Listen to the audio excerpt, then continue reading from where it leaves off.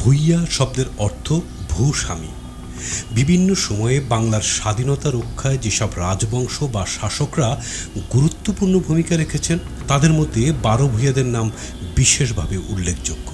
প্রাচীন ভারতে রাজার অধীনস্থ এলাকাকে 12টি মণ্ডলে ভাগ করে শাসন করবার বিধান ছিল। পাঠানরা বাংলা দখল করবার পরে এই প্রথা বজায় রাখা হয়। পাঠান সেনানায়ক বা স্থানীয় হিন্দুদের কেউ কেউ বিরাট অঞ্চল জুড়ে প্রায় স্বাধীনভাবে রাজত্ব করতেন। যুদ্ধ বিগ্রহ বাদলে পাঠান সুলতানকে সৈন্য দিয়ে সাহায্যও করতেন তারা। এই ভূঁইয়া নামক সামন্ত জমিদারদের সমর্থন ছাড়া বাংলার সিংহাসন হাতে রাখা ছিল এক কথায় অসম্ভব। মুঘল সম্রাট আকবর ও পরবর্তী সময়ে জাহাঙ্গীর 12 ভূঁইয়াদের বিরুদ্ধে বহুদিন যুদ্ধ চালিয়েছেন। ভূঁইয়াদের সর্বাপেক্ষা শক্তিশালী নেতা ঈশা খান নিজে ছিলেন মুসলিম রাজপুত।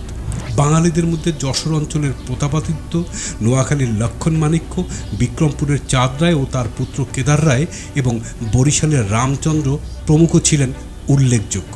আজকের এই ভিডিওতে 12 ভূঁইয়াদের অন্যতম ভূঁইয়া বিক্রমাদিত্যের ইতিহাস তুলে ধরব। Welcome to my channel mystery of history.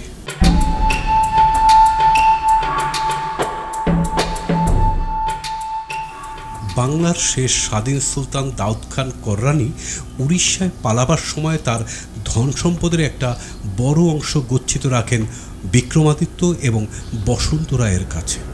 দাউদের মৃত্যুর পর এই দুজন যশোর অঞ্চলে বিস্তৃত জমিদারি প্রতিষ্ঠা করেন। বসন্ত রায় মোগল নেতা টোডরমলকে বাংলার রাজস্ব নির্ণয়ের বিস্তর সাহায্য করায় টোডরমল খুশি হয়ে এই দুজনকে যশোর অঞ্চল দিয়ে দেন। কথিত আছে গৌড়ের সম্পদ অর্থাৎ যশ হরণ করে এই সাম্রাজ্য প্রতিষ্ঠা হওয়ায় নামকরণ করা হয় যশোর। বর্তমান সাতক্ষীরার ঈশ্বরীপুরে ছিল এই রাজ্যের রাজধানী। 1560 সালে হরিদাসের পুত্র প্রতাপাদিত্যের জন্ম। তিনি ছিলেন অহংকারী ও উদ্ধত স্বভাবের।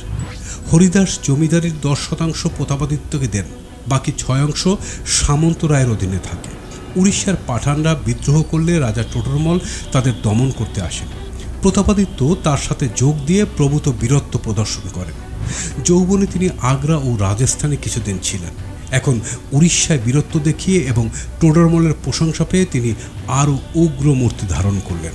হরিদাসের মৃত্যুর পর প্রতাপ তার খুড়ো বসন্ত রায় ও খুড়তুতো ভাই গোবিন্দকে হত্যা করে গোটা যশোরের রাজ্যের মালিক বনে যান। সুন্দরবন পরিষ্কার করে ধুমঘাটে গড়ে তোলেন শক্তিশালী দুর্গ আর রাজধানী। সেকালে নিম্নবঙ্গ অঞ্চলে পর্তুগিজ আর আরাকানের মগদস্যুরা বড় উৎপাত করত। প্রতাপাদিত্য মগদের সাথে গোপনে মৈত্রী স্থাপন করেন এবং পর্তুগিজদের অন্যতম নেতা কারবালহুকে বন্দী ও হত্যা করেন।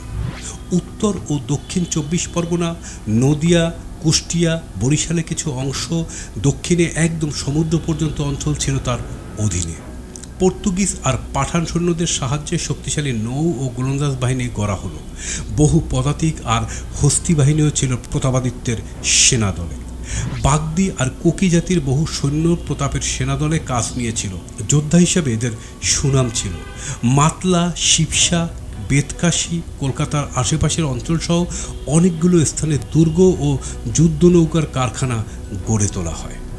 বসন্ত রায়ের পুত্র কচু রায় প্রতাপের বারবারন্ত, বসন্ত রায়কে হত্যা প্রভৃতি অভিযোগ নিয়ে দরবারে নালিশ ঠুকলে রাজা মানসিংহ সৈন্য সামর্থ্য নিয়ে এগিয়ে এলেন। প্রতাপাদিত্য ততদিনে নিজেকে স্বাধীন ঘোষণা করেছেন। মানসিংহের অধীনে পরাক্রান্ত মোগল সেনাদল এগিয়ে আসছে শুনে বহু সেনাপতি ও জমিদার প্রতাপাদিত্যকে ছেড়ে মুঘল দলে চলে যান। মুকুন্দপুর নামক স্থানে গভীর পরীক্ষা আর মাটির দুর্গ গড়ে প্রতাপাদিত্য অবস্থান নিয়েছিলেন। 1603 সালে পরপর 3টি যুদ্ধে প্রতাপাদিত্যকে পরাস্ত করেন মানসিংহ। প্রতাপাদিত্য মোগল অধীনতা স্বীকার করলে আকবরের রীতি অনুযায়ী তাকে নিজের রাজ্য ফিরিয়ে দেওয়া হয়। মানসিংহ 12 ভূঁইয়াদের অন্যতম ঈশা খান, প্রতাপাদিত্য প্রভৃতির সাথে শান্তি স্থাপন করে ফিরে যাওয়ার কিছুদিনের মধ্যেই বাংলা আবার বিদ্রোহী হয়ে ওঠে।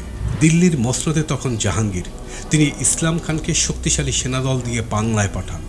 ইসলাম খান ছিলেন বদমেজাজি আর কঠোর প্রকৃতির মানুষ।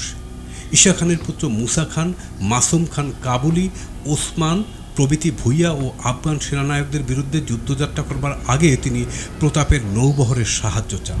প্রতাপ কিন্তু চুপ করে রইলেন।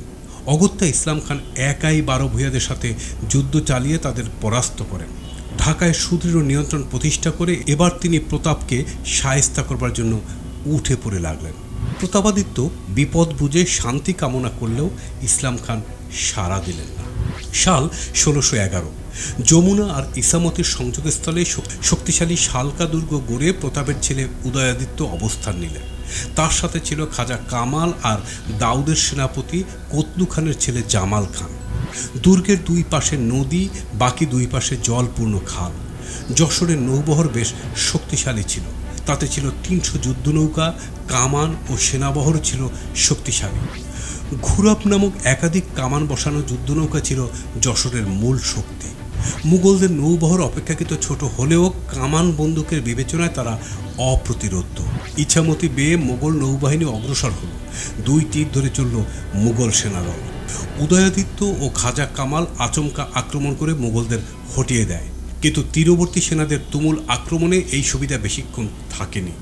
খাজা কামাল নিহত হলে যশোরের নৌবহর ছত্রভঙ্গ হয়ে পড়ে।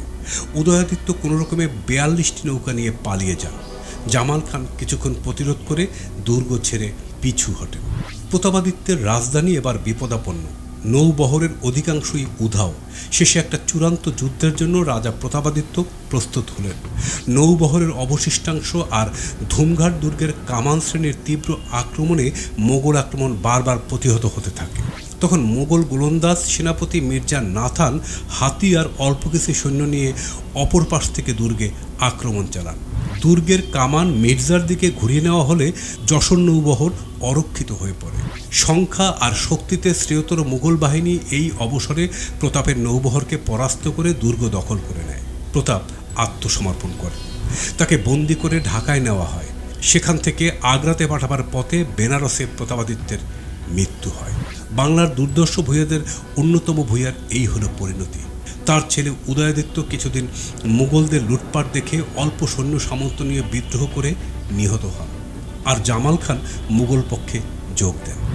নিম্নবঙ্গের লোনা আবহাওয়া, ঘন ঘন বন্যা, সুন্দরবনের আগ্রাসন প্রভৃতির ফলে প্রতাপাদিত্যের দুর্গ বা রাজধানীর খুব বেশি নিদর্শন টিকে নেই। সেখানে নিম্নবঙ্গে দুর্গ বানানো হতো মূলত মাটির। কামানের গোলার মুখে এই মাটির দুর্গ বা গড় বেশ ভালো প্রতিরোধ দিলেও সময়ের সাথে সাথে তা অদৃশ্য হয়ে যায়। তবে গড়, মুকুন্দপুরের পরীক্ষা, সুন্দরবন সংলগ্ন মন্দির আর ভবনের ধ্বংসাবশেষ, এছাড়াও বিক্ষিপ্ত কামান প্রভৃতি বহু বছর পরেও পাওয়া গিয়েছে। প্রতাপের রাজ্য পরে নলডাঙ্গা, চাষড়া, কৃষ্ণনগর সহ নানা ভাগে বিভক্ত হয়ে যায়। প্রতাপাদিত্যের স্ত্রী খাগড়াঘাটের যুদ্ধের পর পানিতে ডুবে আত্মহত্যা করেছিলেন। সুন্দরবন থেকে প্রতাপাদিত্য যশোরেশ্বরী কালী মাতার বিগ্রহ এনে ঈশ্বরীপুরে প্রতিষ্ঠা করেছিলেন। মন্দির ও বিগ্রহ আজও টিকে আছে। অন্নদামঙ্গল কাব্যসহ নানা লোকগীতিকা, রবীন্দ্রনাথ ঠাকুরের বউ ঠাকুরুনির হাট উপন্যাসে প্রতাপাদিত্য গুরুত্বপূর্ণ চরিত্ররূপে এসেছেন। ভিউয়ার্স, ভিডিওটি ভালো লাগলে শেয়ার করে দেবেন। আর আপনি যদি আমার চ্যানেলে নতুন হয়ে থাকেন, চ্যানেলটি সাবস্ক্রাইব করে বেল আইকন প্রেস করে আমাদের সঙ্গেই থাকুন। ধন্যবাদ।